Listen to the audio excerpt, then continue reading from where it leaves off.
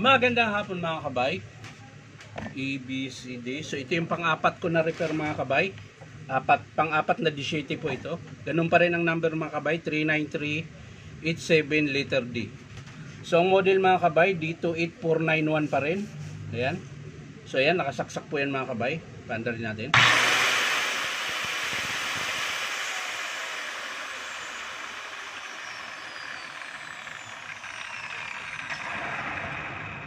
So gumagana siya mga kabay. Tapos ayun, ang malakas din ang palag. Tapos check natin yung carbon mga kabay. Para kung halimbawang bearing lang, hindi na natin kailangan buksan. So tingnan natin, paanda rin natin ang nakabukas kung malakas ba yung spark. So yan mga kabay.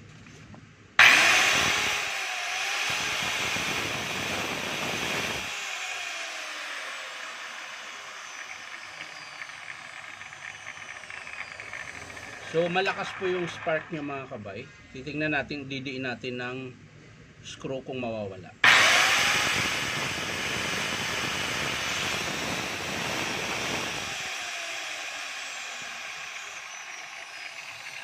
Ayan, ilalapit ko lang mga kabay.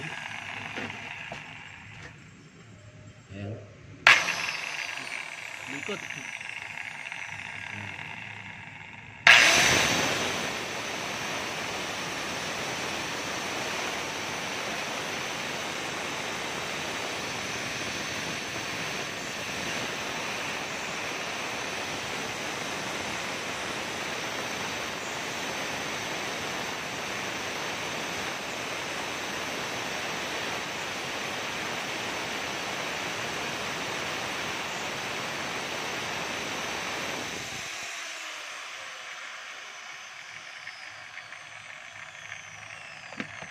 So yun mga kabay, yung spark niya mga kabay, dahil po dito sa spring niya, mahina na pong tumulak.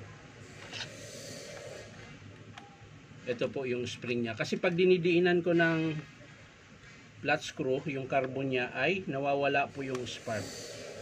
Pero, bubuksan pa rin natin mga kabay. Titingnan natin yung armature. So ayan, tingnan nyo po yung carbon niya.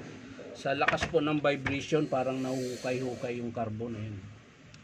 So, magpapalit po ako ng ano yan, ng spring. Ayan. Pero bago yun mga kabay, tingnan muna natin yung armature. Kasi minsan din, baka may tama na rin yung armature. So, titingnan natin.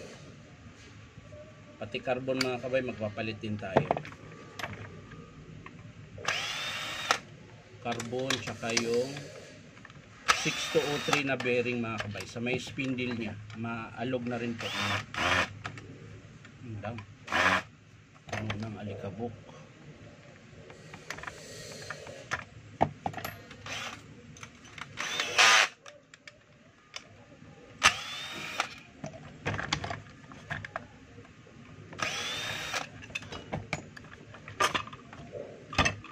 So ayan mga kabay, yung kanyang yun, so okay pa.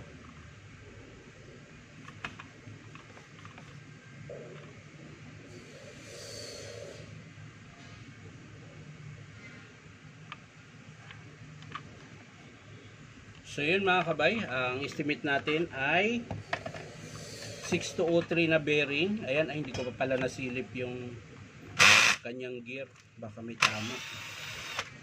So bubuksan ko muna yung gear mga kabay para makita natin kung okay pa.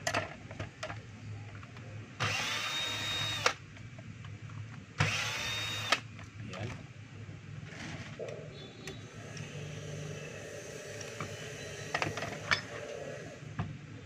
So yung gear niya mga kabay ay okay pa. Ayan. So wala pa pong bawas, wala pong bungi. So yung bearing lang niya talaga dito mga kabay. Ayan. Ayan. Lakas ng palag. So bearing, Yung armature niya okay pa. So magpapalit tayo dito mga kabay ng bearing 6203. 6203. Tapos carbon brass. At syempre yung spring. Ayan. Yung brass holder niya mga kabay, okay pa po. Hindi naman siya napitpit. So yung spring lang po ang papalitan natin dahil mahina na po tumulak. So hindi ko na po ipapakita kung paano buuin mga kabay. Papakita ko na lang sa inyo mga kabay kapag in-approve ng customer. So ulitin ko lang mga kabay. Estimate natin sa D28491 na D7 na grinder ng DeWalt.